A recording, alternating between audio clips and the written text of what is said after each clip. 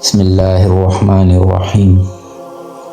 حق تعالیٰ سبحانہ و تعالیٰ نے حضرت سلیمان علیہ السلام کو وحی کی کہ سمندر کے کنارے پر جاؤ، ایک عجیب چیز دیکھو گے۔ حضرت سلیمان علیہ السلام اپنے ہمراہی جن و انس کے ساتھ ساحل پر تشریف لے گئے۔ آپ کے وزیر آصف ابن برخیہ نے سمندر میں غوطہ لگا کر ایک قبہ سفید کافوری حاضر کیا، جس کے 4 دروازے تھے، ایک موتی کا، ایک یاقوت کا، اور ایک ہیرے کا، اور ایک زمرد سبز کا، اور سب دروازے کھلے ہوئے تھے، اور ان میں ایک قطرہ بھی پانی کا نہیں داخل ہوا، حالانکہ وہ قبہ سمندر کی تہہ میں تھا۔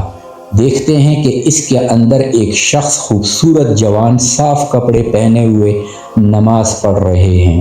آپ نے قبے میں داخل ہو کر اس کو سلام کیا اور فرمایا، تجھے اس دریا میں کس چیز نے پہنچایا؟ اس نے جواب دیا کہ اے نبی اللہ، میرے باپ اپاہج تھے اور میری ماں نابینا تھی۔ میں نے ان کی 70 برس خدمت کی۔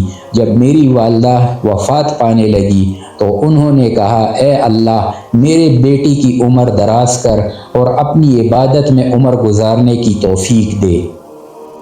جب باپ کی وفات کی نوبت آئی تو انہوں نے کہا کہ اے اللہ، میرے بیٹے سے ایسی جگہ خدمت لے جہاں شیطان کا دخل نہ ہو۔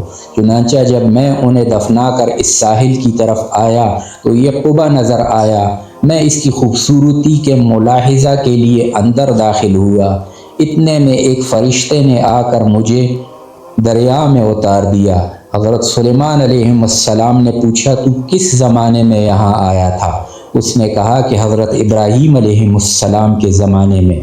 حضرت سلیمان علیہ السلام نے تاریخ دیکھی تو معلوم ہوا انہیں 2000 سال گزر گئے تھے، اور وہ شخص بالکل جوان تھا، ایک بال بھی سفید نہ ہوا تھا۔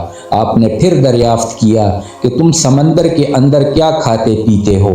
اس نے کہا، اے نبی اللہ، میرے پاس ایک سبز پرندہ اپنی چونچ میں ایک زرد چیز جو آدمی کے سر کے برابر ہے لے آتا ہے، میں اسے کھاتا ہوں۔ اس میں دنیا کی ساری نعمتوں کا مزہ آتا ہے، اس سے میری بھوک پیاس جاتی رہتی ہے، اور گرمی، سردی، نیند، سستی اور عنودگی و وحشت وغیرہ سب کی سب اس سے دفع ہو جاتی ہے۔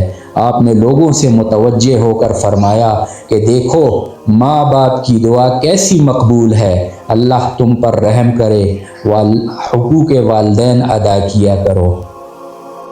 وآخر دعوانا الحمد للہ رب العالمین۔